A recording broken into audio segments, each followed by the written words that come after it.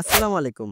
iOS 18 এর পর iOS 19 অথবা iOS 26 যেটাই বলুন না কেন, এই আপডেটটি হতে যাচ্ছে অ্যাপলের সবথেকে বেস্ট একটা আপডেট। যারা এই মুহূর্তে অ্যাপেল ইউজার আছেন তারা এই আপডেটটি নিয়ে অনেক বেশি এক্সাইটেড এবং আপনাদের মতো আমিও এই আপডেটটি নিয়ে অনেক বেশি এক্সাইটেড। এবং তাছাড়া iOS 19 অথবা iOS 26 যেটাই বলুন না কেন, এই আপডেটটি করার পরে এমন কয়েকটা ফিচার অ্যাড হতে যাচ্ছে যেটা আমার মতে আপনাদের এখন জানিয়ে দেওয়াই ভালো হবে। তো বেশি কথা না বলে চলুন ভিডিওটাকে শুরু করা যাক। iOS 18 মোটামুটি ভালোই একটা আপডেট ছিল এবং এই আপডেটটি করার পরে আমাদের ফোনে বেশ কয়েকটা চেঞ্জেস আনা হয়েছিল। বিশেষ করে iOS 18 আপডেটটি করার পরে আমাদের ফোনে AI অনেক বেশি ডেভেলপ করা হয়েছিল। কিন্তু অ্যাপেলের AI অথবা অ্যাপেল ইন্টেলিজেন্স থেকে আমরা যতটুকু এক্সপেক্ট করেছিলাম অ্যাপেল আমাদের তা দিতে পারেনি। কিন্তু যতটুকু জানা গিয়েছে iOS 19 আপডেটটি করার পরে আমাদের ফোনে AI টা এত বেশি ডেভেলপ হবে যেটা এই সময়ের ফোনগুলো কোনো ফোনই থাকবে না। আর iOS 19 এভাবেও ফিউচারিস্টিক হতে যাচ্ছে, কারণ এটার নামটাই পরিবর্তন করে iOS 26 রাখা হয়েছে। কিন্তু এটা শুধুমাত্র নাম পরিবর্তন করে iOS 19 থেকে iOS 26 রাখা হয়েছে।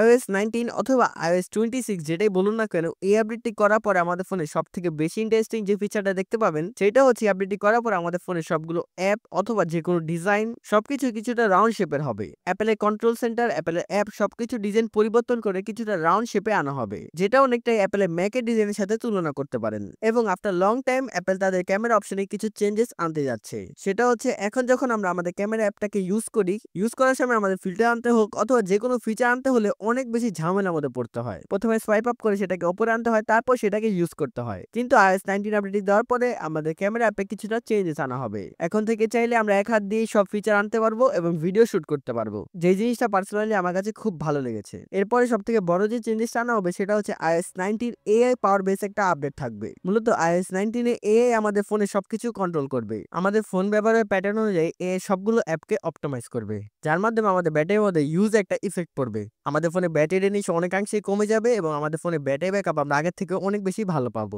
অ্যাপেল ইউজারদের সব থেকে বেশি টেনশনই থাকে এই ব্যাটারি নিয়ে, এবং যদি iOS 19 এর সঠিকভাবে এটা পরিচালনা করার পর আমাদের ফোনে ব্যাটারি নিশ অনেকাংশে কমে যায়, তাহলে অ্যাপেল ইউজারদের আর কিছুতেই পিছিয়ে থাকতে হবে না। আর যেহেতু AI অথবা অ্যাপেল ইন্টেলিজেন্স আমাদের ফোনটাকে কন্ট্রোল করবে, তাহলে বুঝতেই পারছেন এই আপডেটটি করার পরে আমাদের ফোনে কি পরিমাণে চেঞ্জেস হবে। আর যতটুকু জানা গিয়েছে iPhone 17 খুব স্লিম বডি একটা ফোন হবে, তাই সেই ফোনটার মধ্যে তো বেশি এমএজে একটা ব্যাটারি ইউজ করা যাবে না। তাই মূলত এই AI ধারাই আমাদের ফোনে ব্যাটারি ড্রেনটা কমানো হবে। এরপর একটা যে বড় চেঞ্জেস আনা হচ্ছে সেটা হচ্ছে iOS 19 আপডেটটি করার পর আমাদের ফোনটা চার্জে দিলে নিচে শো করবে কতক্ষণ লাগবে আমাদের ফোনটা ফুল চার্জ হতে। এই ফিচারটা অনেকগুলো অ্যান্ড্রয়েড ফোনে আগে থেকে থাকলেও iOS এটা একেবারেই নতুন। তো iOS 19 আপডেটটি করার পর আপনি খুব সহজেই বুঝতে পারবেন আপনার ফোনটা কতক্ষণে 100% চার্জ হবে। ভিডিওর মাঝখানে আপনাদের থেকে কিছুটা সময় নিচ্ছি, এর জন্য আন্তরিকভাবে দুঃখিত। আমার ব্যাকগ্রাউন্ডে যে RGB লাইটগুলো দেখতে পাচ্ছেন, এই সবগুলো লাইট আমি নেক্সট জেন গ্যাজেটস থেকে নিয়েছি। তাদের কাছে আপনারা RGB লাইট সহ আরো নানান ধরনের পণ্য পেয়ে যাবেন। কিন্তু এত পেজ এত দোকান থাকতে নেক্সট জেন গ্যাজেটই কেন? কারণ তাদের কাছে আপনি পেয়ে যাবেন বাংলাদেশের সবথেকে কম দামে এবং সবথেকে ইন্টারেস্টিং সব গ্যাজেট। ভিডিও ডিসক্রিপশনে তাদের হোয়াটসঅ্যাপ নাম্বার এবং পেজের লিংকটি দেওয়া থাকবে,